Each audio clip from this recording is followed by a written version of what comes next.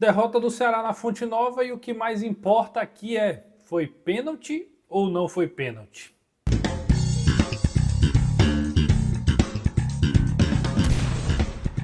É sobre isso que a gente vai conversar em 3 pontos aqui nesse vídeo. Antes de mais nada, se inscreve no canal, ativa as notificações, deixa o like aqui para a gente continuar crescendo no canal, tá bom?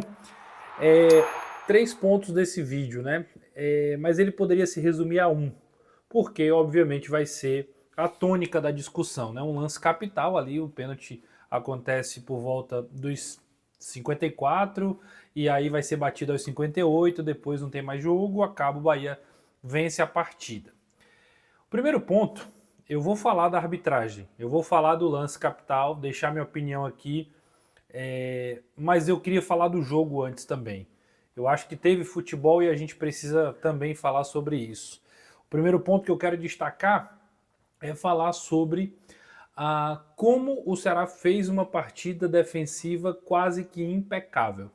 A proposta do Ceará muito clara de ter ali uma proteção muito grande e acho até que o Condé acerta quando ele coloca o Rafael Ramos de lateral esquerdo, porque não fica um time sem saída, um time previsível ali, pragmático, como foi o caso lá contra a equipe do Juventude. Foi um Ceará que teve vazão em alguns determinados momentos, marcou muito mais do que jogou, teve mais dificuldade ali de impor o seu ritmo, mas foi um time que soube jogar à sua maneira. O Bahia com alguns jogadores poupados, mas não deixou de ter a personalidade de tentar atacar. E eu queria destacar que o Léo Condé armou uma estrutura para tentar minimizar esse impacto do time criador, ofensivo que o Bahia tem. Reparem, veja os lances, quem tiver a oportunidade de ver os lances novamente, veja como era a saída de bola do Bahia. O Mingo, o principal passador da defesa do Bahia, que jogava pelo lado esquerdo, ele foi todo o tempo acompanhado pelo Pedro Raul. Normalmente o centroavante fica centralizado e deixa ali os dois zagueiros mais livres e ele faz a pressão no portador da bola. Hoje foi diferente, o David Duarte saía livremente com a bola e o Pedro Raul colava no Mingo. Por quê? Porque era dele que saía as principais jogadas de construção. E o que é que o Léo Condé imaginou, eu suponho? Bom, deixa a bola com o David Duarte que ele vai ter mais dificuldade de criar algum passe mais difícil, de acertar um passe mais em projeção. E com isso o Bahia já tinha dificuldade na sua saída. Com os volantes, sem o Caio Alexandre, sem o Jean Lucas, o Caio Alexandre principalmente por essa característica, o Bahia também ficou muito travado. Acevedo, Eric e Rodrigo Nestor não conseguiram dar o mesmo volume ao meio de campo tão pensador do Bahia no jogo. Então o Ceará entendeu o jogo, isso eu acho muito admirável do Ceará. Entendeu o jogo, contra quem ia jogar e se preparou para neutralizar as jogadas do Bahia. Então assim, o Ceará faz uma partida de bloqueio, uma partida de corte muito precisa. O William Machado e Marlon mais uma vez fazendo uma boa partida em Salvador. Dois jogadores que vão ganhando confiança, né? O William Machado claramente com mais confiança de fazer os desarmes, de fazer os cortes, de se posicionar bem, de fazer o jogo aéreo também muito forte. Acho que o Rafael Ramos e o Fabiano ajudaram nesse processo. O Fernando Sobral e o Dieguinho também conseguiram destruir boa parte das jogadas ali. Então, assim, foi um Ceará que conseguiu executar o seu plano de jogo. E por isso eu acho que o Ceará fez um bom jogo. E aí eu vou para o segundo ponto. O segundo ponto é dizer que, apesar disso, ao Ceará talvez, não só no jogo de hoje, mas de forma geral, fora de casa principalmente, dentro de casa parece que o Ceará tem uma outra personalidade, até pela torcida que empurra, que joga o time para frente. Fora de casa parece que falta ao Ceará um pouquinho de força para jogar também no campo do adversário. Tinha o Mugni, tinha o Ailon, tinha o Galeano, tinha o Pedro Raul, tinha o Fabiano Souza que também está jogando, o Dieguinho e o Fernando Sobral, era o mesmo time, mas falta ao Ceará, e faltou hoje, falta nos jogos fora de casa, e faltou hoje contra a equipe do Bahia, de novo, um pouquinho mais de jogadas ofensivas. No 3-0 contra o próprio Bahia, o Ceará, depois que toma o 3-0, vai para cima e consegue um 3-2 até beliscando ali o empate. O Ceará, quando joga, quando vai para cima, cria oportunidades. e acho que hoje contra o Bahia faltou um pouquinho de jogo ofensivo. Faltou um pouquinho do Ceará pisar um pouco mais ali na frente. E por que eu estou falando do primeiro e do segundo ponto antes de falar da arbitragem? Porque esse foi o jogo. Esse foi o desenho do jogo até os acréscimos do segundo tempo. Então, o jogo não se resume só ao lance capital que definiu o lance inegavelmente. Então, houve essa análise, essa compreensão do que foi a partida. Então, é preciso ver o que foi que deu certo, as coisas que deram certo, que precisam ser consolidadas cada vez mais, elogiadas, potencializadas. Precisa também ser ponderado aquilo que não aconteceu, que na minha impressão é a fase ofensiva no jogo. Fora de casa, o Ceará ainda cai de produção e aí ainda faço uma ressalva. O Ceará não caiu de produção, de intensidade como nos outros jogos. Acho que o Ceará foi um time que permaneceu com a mesma toada o jogo todo. Isso para mim é um crescimento, isso é uma evolução. Então, dito isso, esses são os dois primeiros pontos. Vamos falar do lance capital. Antes de mais nada, vai lá, @Zirac_Jeans e confere as oportunidades que a Zirac tem para lhe oferecer. Estou com essa polo amarela, que é uma dos lançamentos aí recentes, sempre tem disponível para você adquirir. Então vai lá, corre na Zirac e aproveita as oportunidades. Não deixa de colocar a hashtag lá, vim pelo Manso, fala com a galera no Instagram. Se não der certo, se acontecer alguma coisa, pô, tô tendo dificuldade, fala comigo que a gente desenrola na hora, beleza? Vamos ao lance capital. Eu demorei muito para gravar esse vídeo, muito mais do que o normal, porque eu fui me abastecer das informações. Eu detesto jogar para a galera. Eu detesto vir aqui só para inflamar o ego do torcedor, só por isso. Eu opino de acordo com a opinião que eu tenho, independente se ela vai agradar a maioria ou se ela não vai agradar a maioria. Eu sei que isso, inclusive, é um preço a ser pago, né? Porque seria muito fácil chegar aqui e jogar para a galera. Então, na hora do lance, eu falei, o juiz vai dar o pênalti.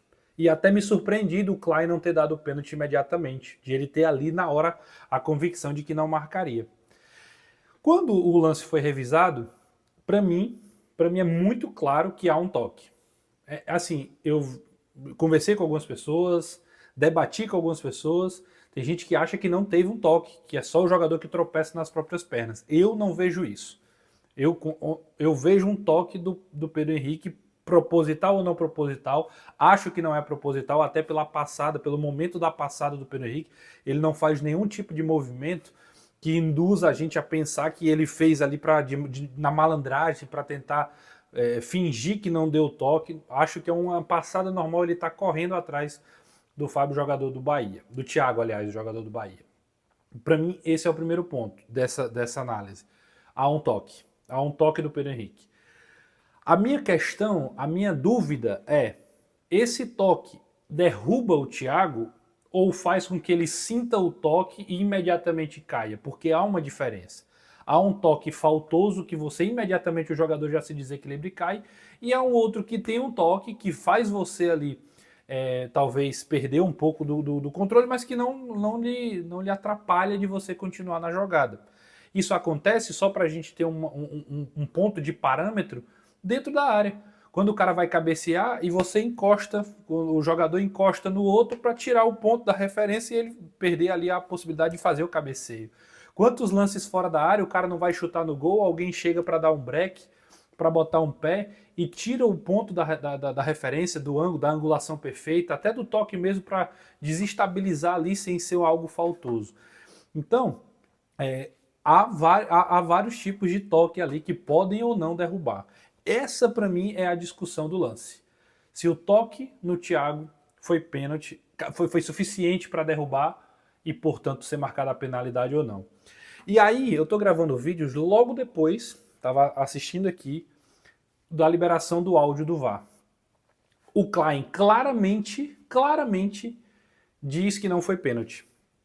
Que achou que era um lance de uma passada natural do Pedro Henrique e o VAR, por repetidas vezes, questiona a atuação do árbitro. Mas perceba, será que ele não foi imprudente? Será que não foi um ato ali que ele correu risco?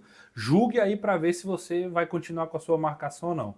Então, só um parêntese, no jogo no Grenal, a crítica ao erro de arbitragem lá, o pênalti não marcado contra a equipe do Grêmio, foi porque o VAR não interferiu. O VAR deveria ter interferido. Então eu imagino que já venha uma carga de influência desse lance, de outros lances parecidos com esse, de que o VAR foi muito ausente. E aí, justamente nesse, o VAR meio que vai induzindo a arbitragem a voltar atrás na decisão de campo. Eu tenho minhas dúvidas, eu não consigo cravar que isso foi uma penalidade. Eu aceito quem claramente diz assim, não foi pênalti, isso aí o cara se jogou, eu respeito. Mas eu vejo muita gente dizendo também que foi pênalti, não foi pênalti, o toque derruba e tudo mais. Eu confesso que eu não consigo fazer nenhuma das duas afirmações.